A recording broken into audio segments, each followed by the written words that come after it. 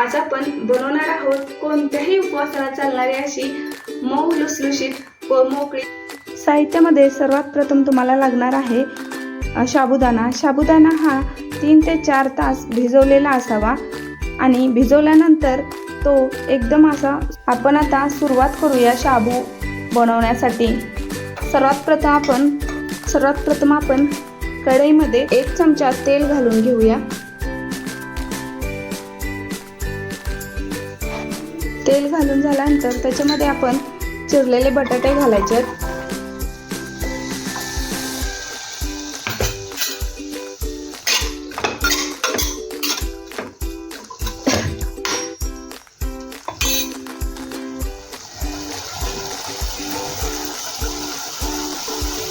चिरलेला बटाटा हा आपल्याला तांबूस रंगावर येईपर्यंत भाजून घ्यायचा आहे।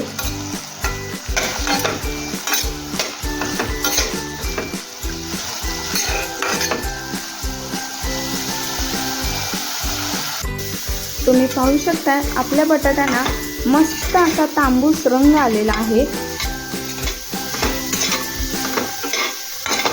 हा बटाटा आपण एका वाटीमध्ये काढून घेऊया। बटाटा काढून घेतल्यानंतर आपण कढईमध्ये 2 चमचे तेल टाकूया। तेल थोडंसं कडू द्यायचं। तेल कडत आलेलं आहे, त्याच्यामध्ये आता आपण टाकूया हिरवी मिरची,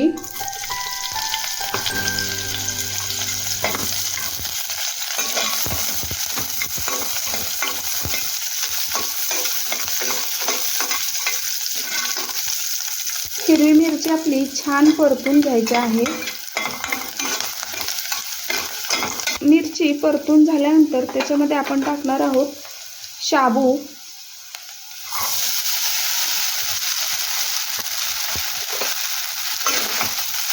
शाबू टाकल्यानंतर परत एकदा हे सगळं मिक्स करून घ्यायचं आहे।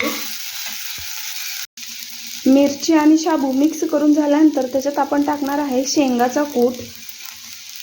शेंगाचा कूट हा फार जाडसर किंवा फारच एकदम असा बारीक असा नसावा। शेंगाचा कूट टाकून झाल्यानंतर आपण शेंगा कूट, शाबू व मिरची यांना मिक्स करून घेऊयात। तुम्ही पाहू शकता आत्ताच आपल्याला दिसायला लागलेला आहे की शाबू हा एकदम सुटीत झालेला आहे। शाबू थोडा परतून झाल्यानंतर त्याच्यामध्ये आपण बटाटे ॲड करणार आहोत।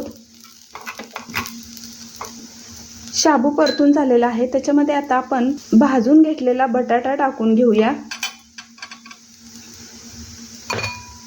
बटाटा टाकून झाल्यानंतर तो पण अशाच प्रकारे मिक्स करून घ्यायचा आहे। आपला बटाटा मिक्स करून झालेला आहे। बटाटा एकदा मिक्स केल्यानंतर आपल्या गॅसची फ्लेम कमी करायची आहे। तुम्ही पाहू शकता शाबू हा एकदम सुटसुटीत व मोकळा झालेला आहे। बटाटा मिक्स करून झाल्यानंतर आपण याच्यामध्ये नमक ॲड करणार आहोत। नमक हे तुम्ही तुमच्या चवीनुसार घालू शकता।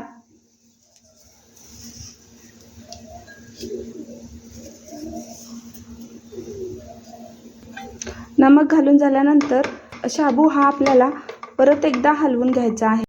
नमक शाबूमध्ये मिक्स करून झाल्यानंतर तुम्ही पाहू शकता आपला शाबू हा मऊ लुसलुशीत व मोकळा झालेला आहे।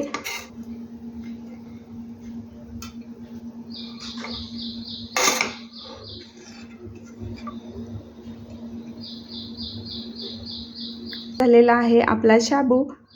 तो एका बाउलमध्ये आपण काढून घेऊया।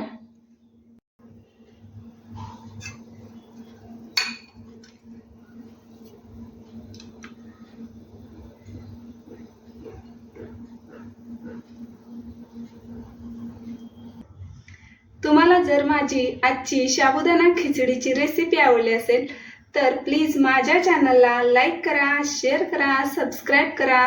चला तर मग भेटूया आपण आपल्या नेक्स्ट व्लॉगमध्ये। बाय।